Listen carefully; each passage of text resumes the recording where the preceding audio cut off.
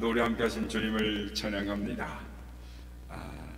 사순절 기간 동안 주님의 십자가의 사랑과 은혜, 또 고난, 그리고 주님의 영광을 경험하시는 우리 모두가 되시길 주의 이름으로 축복합니다. 유럽이나 미국의 마을들을 가보면 마을 중앙에 교회당, 예배당이 있다고 합니다. 저는 유럽은 못 가봐서 모르겠어요. 나중에 기회 가시면 제가 확인해 보겠는데, 유명한 대학을 가봐도 그 대학의 중심에 반드시 교회가 있습니다. 그러니까 세계로 움직이는 유명한 대학들, 또 노벨상을 타는 이런 대학들에 보면 시카고 대학, 그리고 또 하버드, MIT 이런 그 대학들, 영국의 옥스퍼드라든지 에딘베러 이런 대학들에 가면 그 중앙에 교회가 있다는 것입니다. 그리고 이 칼리지들, 작은 단과 대학들이 교회를 바라보고 있고 도서관들이 교회를 바라보고 있답니다.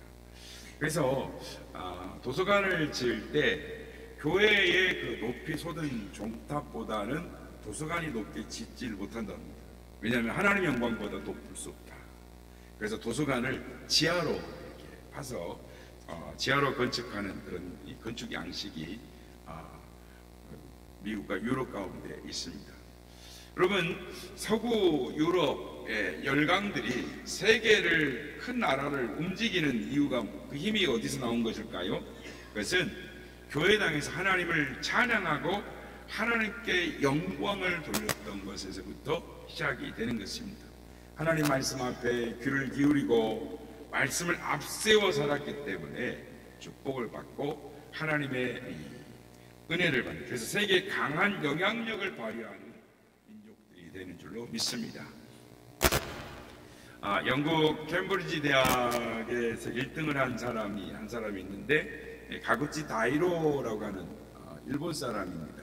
근데 이 사람이 시험만 치면 1등을 하는 거예요.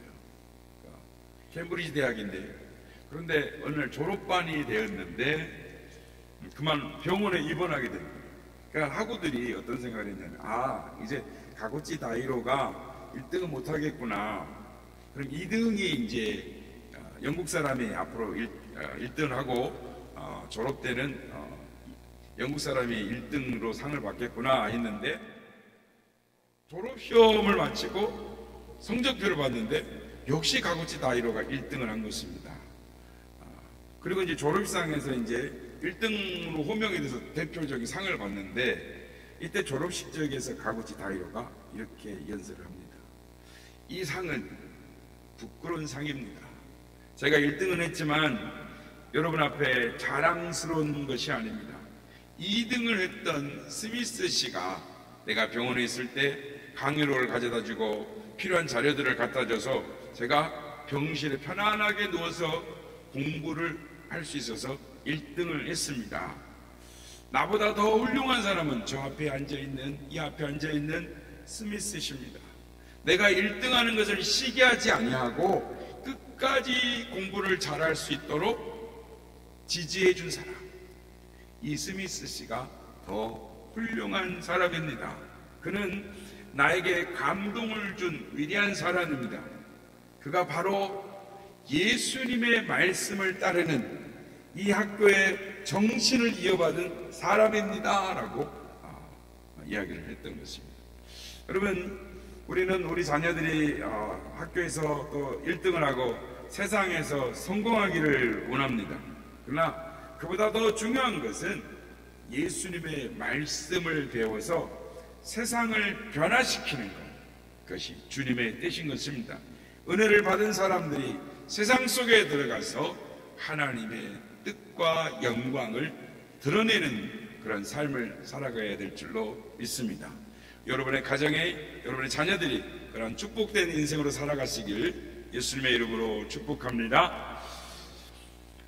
예수님의 고난을 기념하는 사순절이 이제 오늘부터 시작이 되는데요. 교회력으로는 사순절 첫째 주간이면서 산상변모주일이라고 지키고 있습니다. 이번 주 수요일은 제 수요일이고요. 예수님은 이 자신의 고난과 부활에 대해서 제자들에게 미리미리 말씀하셨습니다. 지금 예루살렘을 향하여 올라가시면서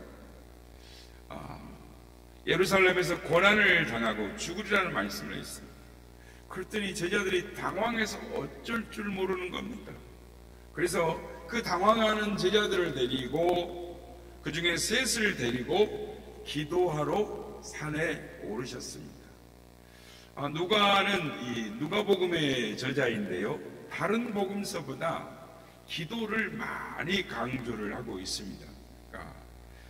누가복음에서는 예수님께서 제자들을 데리고 산을 오르신 이유를 분명하게 목적을 이야기하고 있습니다. 그것은 기도하러 산에 오라가셨다.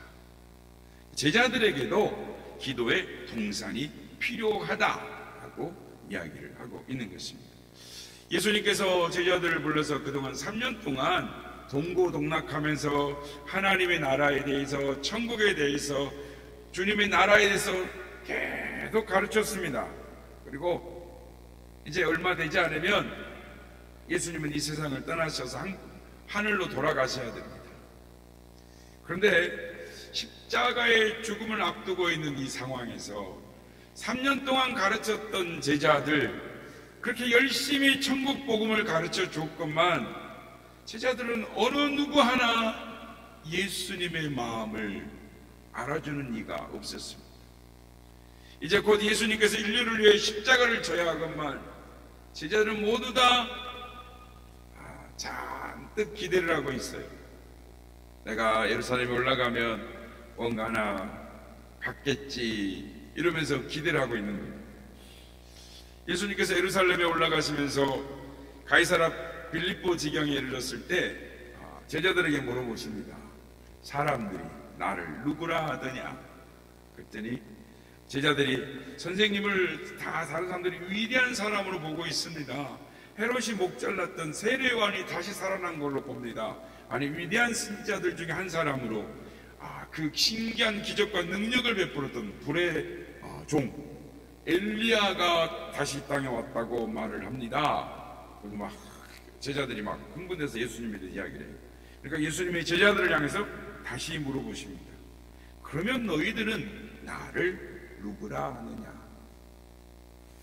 그때 베드로가 맨 앞장을 서서 주는 그리스도시요 살아계신 하나님의 아들이십니다. 이 말씀을 들으신 예수님 마음이 너무 흡족했어요. 너무 기뻤어요. 예수님 마음을 우리가 이제 계속 말씀을 주일 오후에는 이제 제가 계속 말씀을 강의를 하려고 하는데요. 주님의 기독론에 대해서, 주님의 마음에 대해서 우리가 이제 계속 알아가려고 하는데, 어쨌든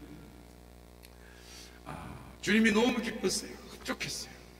그래서 주님이 탁 나오는 말씀이 뭐였냐면,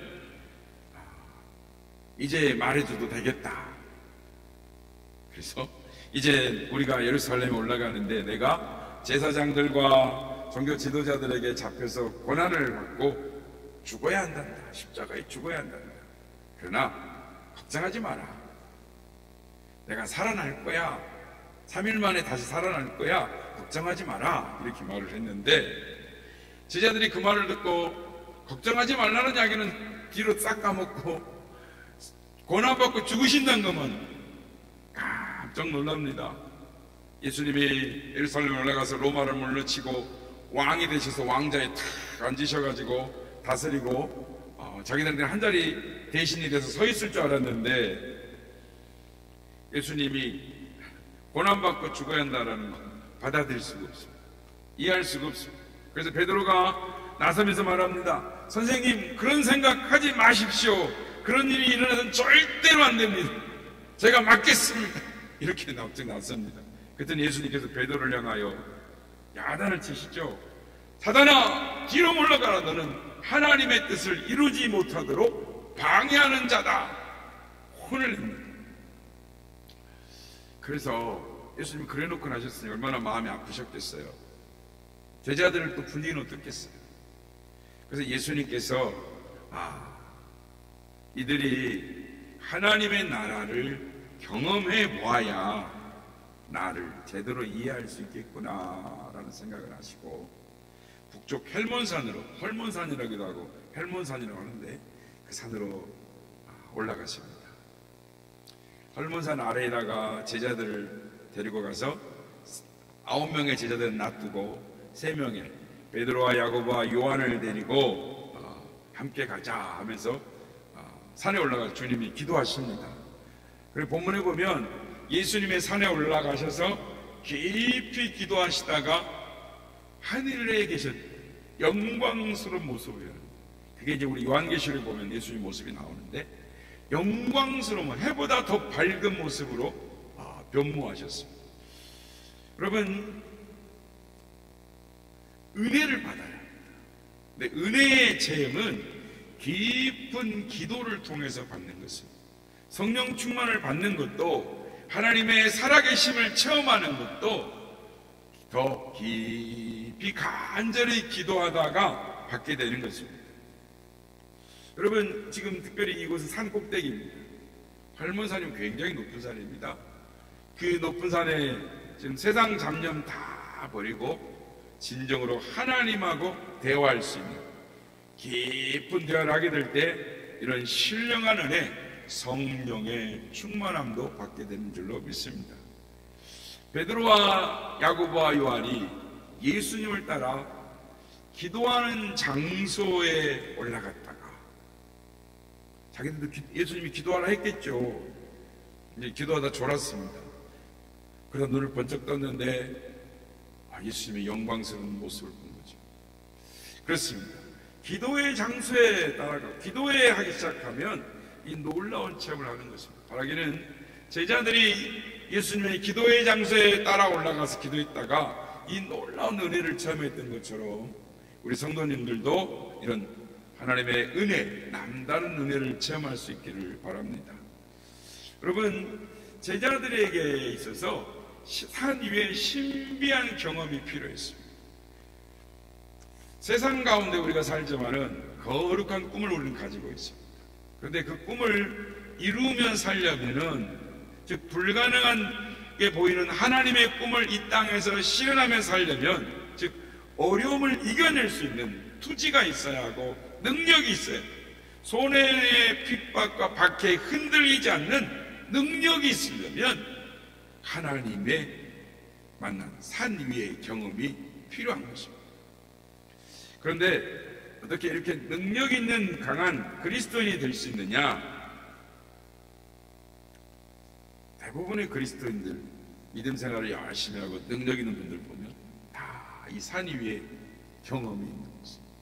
주님을 만난 경험이 있는 것입니다. 이 경험을, 거룩한 경험을 통과할 때, 체험적인 신앙이 될 때 힘을 내고 헌신하고 그리고 희생까지 할 수 있게 되는 것입니다. 그러니까 하나님의 살아계심, 거룩한 체험이 없는 분은 신앙의 변화가 있을 수가 없습니다. 그러므로 이 거룩한 이 산 위의 체험을 사모하시는 우리 모두가 되시길 바랍니다. 변화되려면 살아계신 하나님, 구원하신 하나님, 그 구원의 확신이 필요한 거죠. 그러니까 구원의 확신은 열심히 책을 읽거나 성경 공부에 되기도 하지만 거룩한 신비한 신앙의 체험을 통해서 확실히 가질 수 있는 것입니다. 그래서 고난이 있습니까? 문제가 있습니까?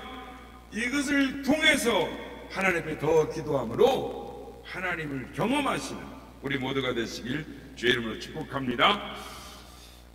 성경에서 예수님에 대해 오늘 본문에 보면 가장 잘 설명하는 말씀이 있습니다.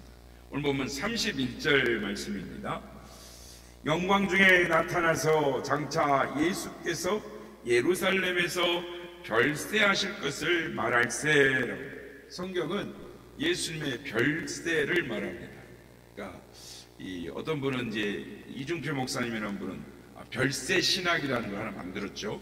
그래서 별세 신학이 있습니다. 그런데 성경에 다 나와 있는 내용입니다. 그러니까 별세는 세상을 떠나는 죽음을 말하는 것입니다. 그러니까 예수님이 죽으실 것을 별세라고 표현을 합니다. 성경에 나오는 이걸 별세란 말을 국어사전에 찾아보면 죽음을 높인 말이라고 있습니다. 그런데 여기서 이 별세라는 말은 두 가지의 의미를 갖습니다. 하나는 세상을 떠나는 별세인데, 그러니까 사람이 죽었을 때 하는 게 별세라 그러죠. 또 다른 의미 하나는 다른 세상으로 간다 해서 별세입니다. 다른 세상으로 간다. 이걸 헬라 원어로 보면은 엑시도스라고 말합니다. 엑시도스. 그러니까 우리는 한자로 죽었다라고 말하는 걸 말하는데, 헬라 원어로는 엑시도스, 다른 세상으로 가실 것을 말씀하셨다라고 합니다. 그러니까 출애굽이라는 말인데, 이스라엘 백성들이 애굽에서 노예 생활을 해서 해방되어 자유인이 되어 가나안으로 갈 때, 즉 가는 것은 예수님이 이 세상을 떠나서 새로운 세계, 영적 세계, 생명의 세계로 가실 것을 말씀하셨다라는 것입니다. 그러니까 예수님께서 여기 오늘 본문에 나오는 별세하셨다라는 말은 혼자 별세하셨다라는 말이 아니라, 마치 모세가 이스라엘 백성들을 이끌고 가나안 땅으로 들어가듯이 예수님께서 자신을 믿고 따르는 모든 하나님의 자녀들을 이끌고 죽음의 세계에서 새로운 생명의 세계, 하나님의 나라로 이끌어 가실 거라는 것을 말씀하는 것입니다. 오늘 보면 그래서 9장 22절에 보면, 이르시되 인자가 많은 고난을 받고 장로들과 대제사장들과 서기관들에게 버림받아 죽임을 당하고 제3일에 살아나야 하리라. 아멘. 제3일에 살아나야 하리라. 예수님께서 죽고 부활할 것을 말씀합니다. 이 말을 한마디로 말하면 십자가에서 죽는 것은 떠나는 별세이고, 부활하는 것은 다른 세상으로 들어가서 별세를 말하는 것입니다. 그래서 오늘 말씀에 별세라라는 말 하나에 죽고 사는 것이 다 들어있죠. 그래서 아까 말씀드린 것처럼 별세 신학이라고 만들었다고 그러지 않습니까? 그러니까 별세를 말할 때 누구하고 말했습니까? 모세와 엘리야가 둘이 나타나서 말을 했는데, 모세는 이 구약의 율법의 대표자이고 엘리야는 선지자의 대표자입니다. 그러니까 율법과 선지자의 대표인 하나님의 말씀인을 이끌어갔던 주역들이 예수님과 같아서 하나님의 뜻, 별세에 대한 이야기를 하셨다. 그러니까 이 별세에 대한 이야기는 의미가 함축되어 있는 것입니다. 그래서 변화산상에서 어떤 말씀하셨는지를 우리는 미루어 알 수가 있는 것입니다. 그래서 별세의 말씀이 성경의 핵심이고 예수님의 복음인 것입니다. 그래서 성경은 왜 기록되었느냐? 예수님을 증거하려고 기록되었죠. 그런데 그것만도 되는 것이 아니라 우리를 변화시키려고 기록이 되어져 있는 것입니다. 앞에서 말씀드렸던 것처럼 이 별세 신학, 고 이중표 목사님, 한신대학에 주로 이제 거기 나온 신학 목회자들이 이 별세 신학을 가지고 목회를 하고 있습니다. 그래서 한국교회 한쪽 지류를 형성해서 기둥물 교회를 든든하게 세워가고 있는데요. 이중표 목사님 간증해 보면 어떤 권사님이 계셨는데, 장로님의 부인이면서 권사님 되신 지 20년이 됐는데, 이분이 자기 교회 목사님을 안타깝게도 10명이나 내쫓았습니다. 쫓아낸 이유는 은혜가 안 된다라는 거예요. 처음에 올 때는 좋다고 은혜가 된다고 모셔왔는데 1년만 지나면 마음에 안 드는 거예요. 은혜가 안 된다고 그래서 또 목사님을 이런저런 이유로 또 내쫓고 또 다른 목사님을, 그래서 20년 됐는데 10분이나 된 거예요. 그런데 하루는 이 권사님이 서울에 있는 딸에게 전화를 해서, 야, 목사님 설교가 은혜가 안 된다. 어떻게 해야 될지 모르겠다. 그랬더니 그 딸이, 엄마 제가 책 한 권을 보내드릴 테니 한번 읽어보세요 하고 보내준 책이 이준표 목사님의 책, 나는 매일 죽는다라는 책이었습니다. 어머니 이 책을 읽으면 해결되실 겁니다. 그리고 이 권사님이 이 책을 읽고 통곡을 했답니다. 내가 권사 20년 예수 잘못 믿었다. 예수님이 십자가에 죽어 별세인 것처럼 내가 죽어야 내가 별세해야 될 테인데 내가 죽지 못해서 은혜를 받지 못했구나 하면서 막 펑펑 통곡했다라는 거예요. 그렇습니다.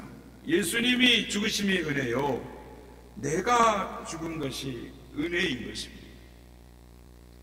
이 권사님이 은혜를 받고 통곡하고, 그리고 이중표 목사님 목소리 한 번이라도 들어보려고 자기가 이래서 전화를 했노라고 전화를 했다라고 이중표 목사님이 생전에 이런 이야기를 했는데, 그분이 하는 말이, 이 여종이 내가 죽어야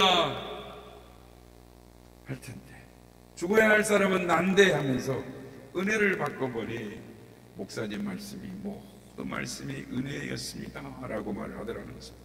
자기가 새로운 인생을 살게 되었다라는 것입니다. 예수님이 우리에게 주려고 하셨던 은혜는 십자가에서 죽으시고 부활하시는 은혜였습니다. 그러니까 내가 이 은혜를 받아야 가정이 변하고 교회가 변하고 사회가 변하고 나라가 변하는 것입니다. 그러니까 베드로 전후서에 보면 핍박 때문에 교회를 떠나고 사방으로 흩어져서 고난 중에 있는 믿음의 형제들에게 어떠한 어려움이 있더라도 꿋꿋하게 믿음으로 버티고 견뎌라, 하늘의 소망을 가지고 나아가라 라고 베드로 사도가 편지를 씁니다. 이게 베드로 전후서인데, 베드로 후서에 보면 자신이 변화산에서 잠깐 천국의 영광을 경험한 것을 이야기합니다. 그러니까 복음서에는 예수님하고 엘리야하고 모세만 나온 걸 나오죠. 그런데 베드로 후서를 보면 천국의 영광을 본 것을 이야기합니다.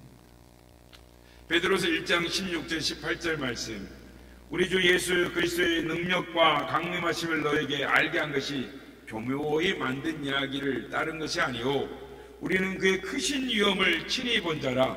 지극히 큰 영광 중에서 이러한 소리가 그에게 나기를, 이는 내 사랑하는 아들이요 내 기뻐하는 자라 하실 때에 그가 하나님 아버지께 존귀와 영광을 받으셨느니라.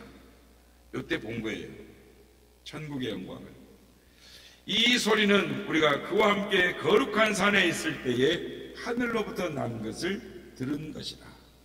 베드로는 자신이 경험한 하늘의 영광, 주님의 영광, 그 영광을 받으신, 아버지로부터 권세와 영광을 받으신 것을 목도해서 하늘의 영광, 천국의 영광을 잠깐 보고 그 영광이 얼마나 찬란하고 아름다운 것을 알기에 고난과 핍박 중에 있는 성도들에게 하늘나라를 바라보면서 용기를 잃지 말라라고 자신의 경험을 이야기해 주고 있는 것입니다. 예수님께서 죽었다가 부활하신 것은 예수님 혼자 부활하려고 하신 것이 아닙니다.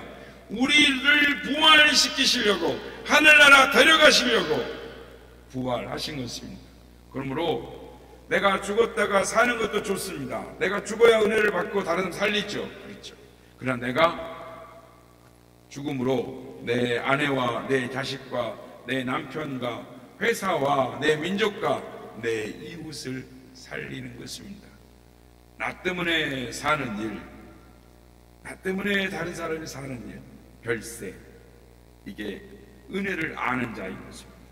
그래서 우리는 예배당에서 예배만 드릴 수 없습니다. 매일 기도하고 기도원에 가서 붕해하고 은혜 받을 수만 없는 것이죠.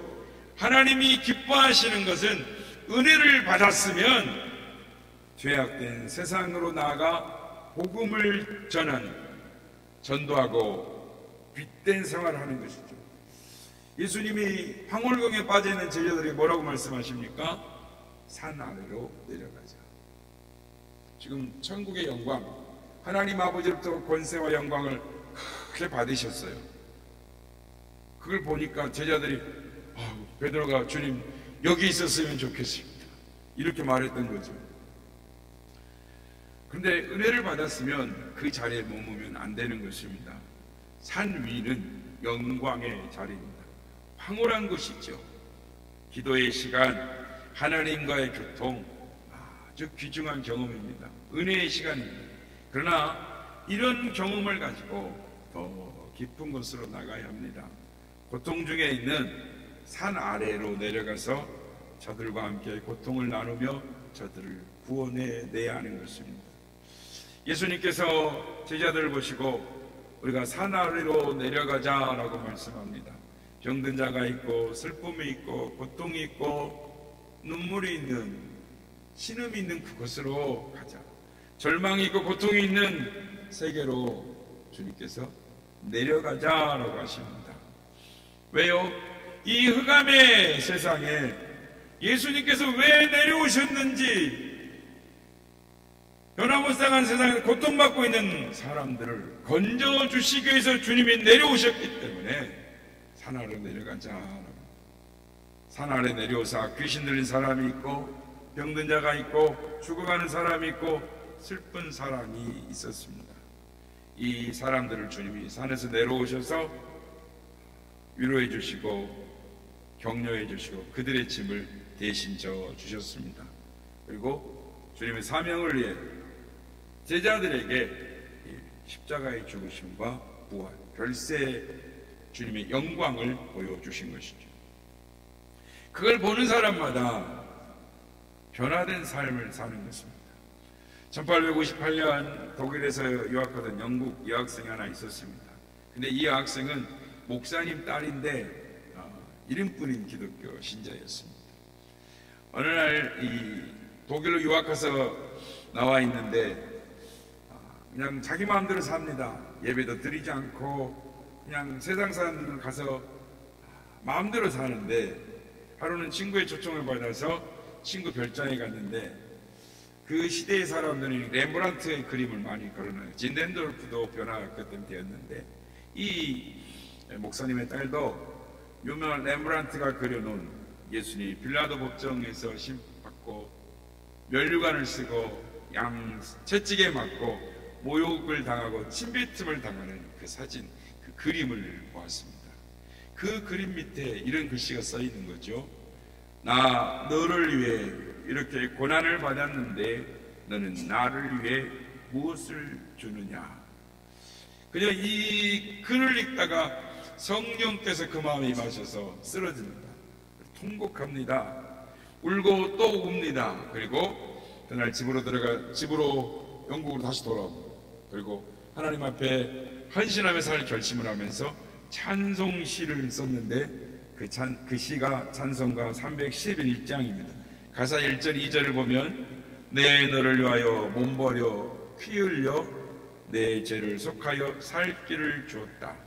널 위해 몸을 주건만 너 무엇 주느냐. 널 위해 몸을 주건만 너 무엇 주느냐. 아버지 보좌와 그 영광 떠나서 밤같은 세상에 만백성 구하려 내 몸을 희생했건만 너 무엇하느냐. 내 몸을 희생했건만 너 무엇하느냐. 이런 시가 쭉 찬양이 된 것이죠. 그렇습니다.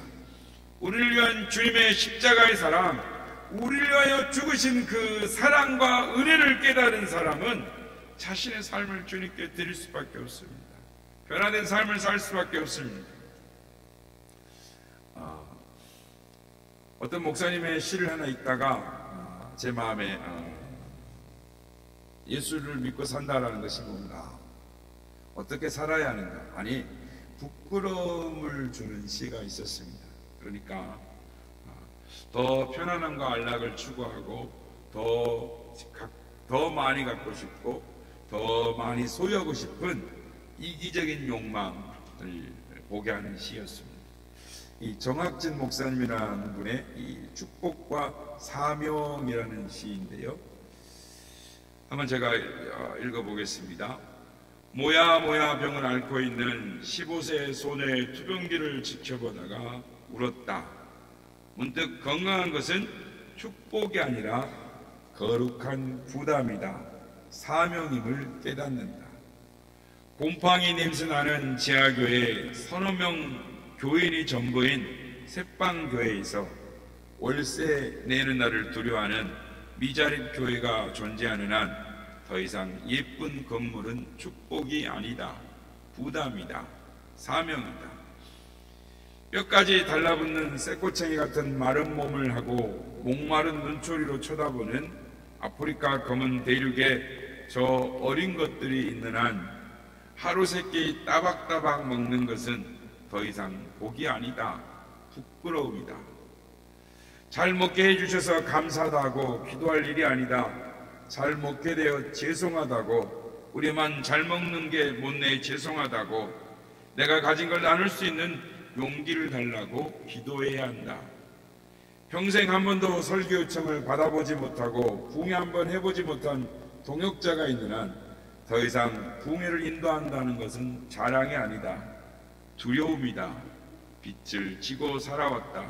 이 빚을 갚기 위해 뼈를 깎아 보석을 만들고 훈련과 성실로 영혼을 맑게 헹궈야 한다.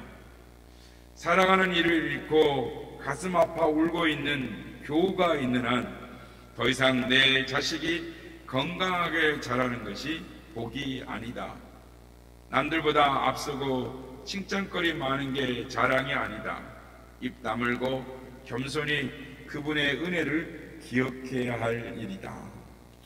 이 시를 읽고 어떤 선교사님들의 마다가스카르라고 하는 아프리카 저 오지에서 선교하시다가 두 분 다 80, 90 두 분 다 순교를 하셨습니다. 2달도 안 됐어요. 그 목사님 한 분은 제가 제 고향에 아는 목사님의 아버지이신데 순교를 하셨습니다. 열악한 데서 은퇴하고 가서 두 목사님이 목회하시다가 강도에 받아서 돌아가셨는데요. 그렇습니다. 내가 영광과 은혜 속에서 감사하며 그것을 계속 지속하고 싶은 욕망, 은혜를 더 누리고 싶은 욕망, 더 복을 받고 싶은 욕망, 그것에 더 나아가서 문제 많은 세상을 바라볼 수 있는 그 눈을 떠야 하는 것입니다. 이 고난의 세상은 하나님의 영광을 경험한 자들을, 주의 백성들을 원하고 있습니다. 하나님의 영광을 본 그리스도인들이 고난의 세상을 구원해 주기를, 하나님의 영광을 경험한 자들이 이 세상에 하나님 뜻을 이루는 하나님의 도구가 되는 것입니다. 주께서 산을 오르신 것은 제자들과 함께 주님의 영광을 경험하게 하시고 천국으로 데리고 가시려고 하신 게 아니고 고난 속으로 들어가게 하시기 위해서 산상으로 오르셨던 것입니다. 그래서 오늘 우리가 조금 더 찬송을 볼 텐데, 찬송가 442장 3절, 밤 깊도록 동산 안에 주와 함께 있으려 하나 괴로운 세상에 할 일 많아서 날 가라 명하신다. 주가 나와 동행을 하면서 나를 친구 삼으셨네. 우리 서로 받은 그 기쁨을 알 사람이 없도다. 그렇습니다. 여러분, 우리는 밤 깊도록 주님과 함께 기도로 교제하며 은혜 받고 영광 가운데 있기를 소망하지만, 주님처럼 문제 많은 세상 속으로 들어가서 십자가를 향하여 나아가는 결단이 우리에게 있어야 될 줄로 믿습니다. 예수님의 고난을 기념하는 사순절이 시작되었습니다. 사순절의 고난, 주님의 십자가의 사랑을 묵상함으로 우리도 저 산 위의 영광을 사모하고 산 위의 영광을 체험하고 주님의 십자가로 제자들이 세상으로 나아갔던 것처럼 우리도 세상을 나아가 세상을 변화시키는, 아니 우리의 가정과 가족과 우리 주변 사람들 또 우리의 공동체를 변화시키는 하나님의 사람들이 다 되시기를 예수님의 이름으로 축복합니다.